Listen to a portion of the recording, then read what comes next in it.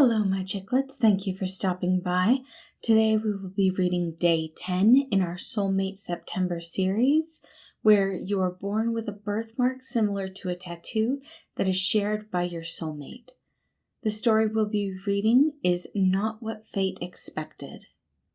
This one does come with a content warning, so please go ahead and check that description. Hey, we have the same soul mark! Those were the words that both haunted Janus's every nightmare and enthralled all of his dreams, a twisted dichotomy that he was unsure he would ever be able to escape from. Janus had a soulmate that was never meant to belong to him, and a boyfriend that he cherished above all else. How far the mighty have fallen, he muttered to himself as he slipped out of the bed he shared with Patton Hart.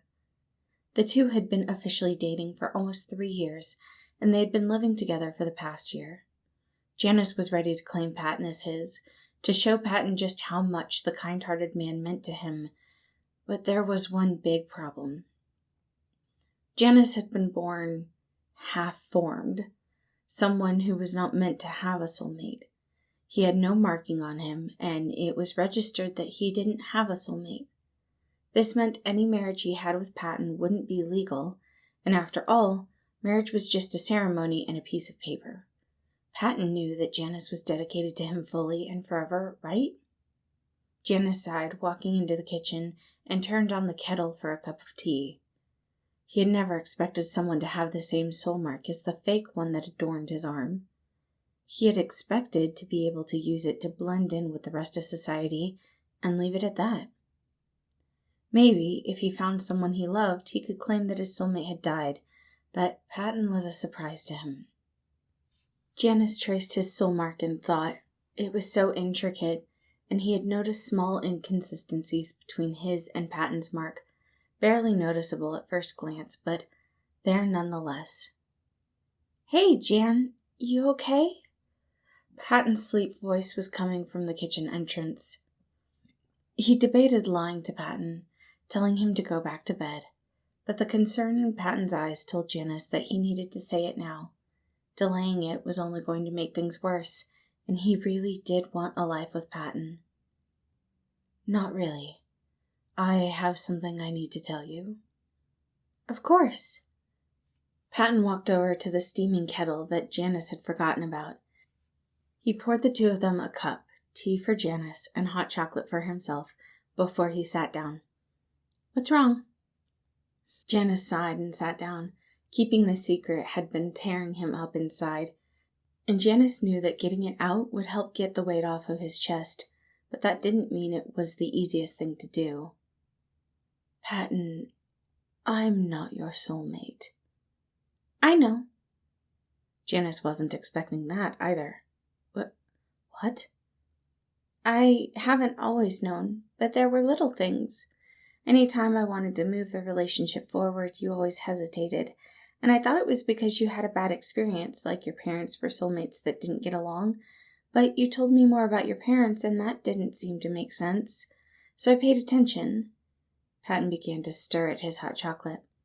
"You always looked so sad when I referred to us as soulmates. You hid it well, but I could tell. And whenever I talked about how we met, you would touch your arm with this look of guilt. So I kind of made a guess." "And you aren't mad? I find that a bit hard to believe." Janus looked at him skeptically. "I haven't really been honest either." "What? My honest Patton has been lying?" Patton gave him a sheepish smile, finishing off his hot chocolate. "Like you've said, Jay, we all have secrets we want to keep." Standing up, abandoning the cup, Patton held out his hand for Janus. Janus took it without hesitation, and Patton began to lead him up the stairs. "When I first saw your soul mark, I was so happy and so sad all at the same time. I was happy because I wouldn't have to be alone, but sad because you never got to meet him." "Him?" Patton had pulled Janus to the office before letting go of his hand, kneeling down to pull a box out of the closet. "Yeah, I thought maybe we were supposed to be a poly. I wasn't sure if I was polyamorous, but I wasn't against the idea. But, well, even if we had been, we would have never gotten the chance. He pulled out a photo album, and Janus knelt down next to him, pictures of Patton and a younger man with a matching soul mark, proudly showing them to the camera. I loved Roman with all my heart. He began to flip through the photos. He was so adventurous and so confident. Something you two share, and he was so kind. Patton kept slowly flipping through the pictures until they got to one of Roman in a hospital bed, smiling up at the camera happily. He was only 16 when they found the brain tumor. He thought the headaches were just from working too hard and not sleeping enough. He wasn't willing to stop because he was just so excited about getting the lead role in the play. But he collapsed during the first act of the final show. Janus could see the few tears dripping down his lover's face, and he wrapped an arm around Patton's shoulders. His voice stayed chipper, but there was a hint of melancholy in it.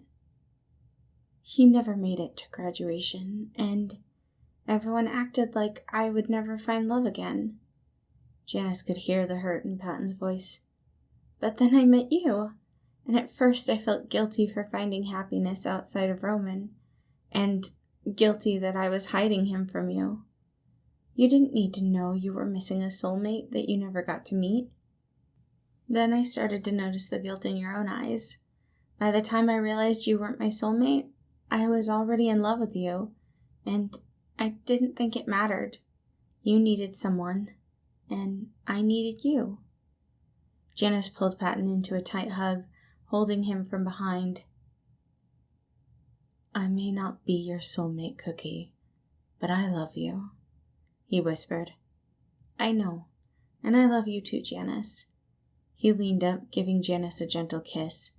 They weren't a perfect pair by society's standards, but they were perfect for each other. Let's have a promise ceremony.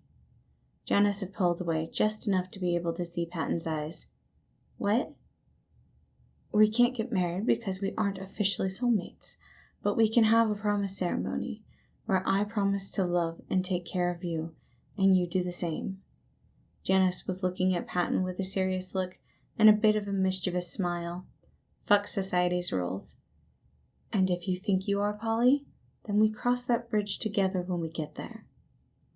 Patton sat confused for a bit until his mind finally caught up with what Janus was asking. You're asking me to marry you? Yes. Yes! Thank you for listening. Again, this was day 10 in our Soulmate September series, Not What Fate Expected.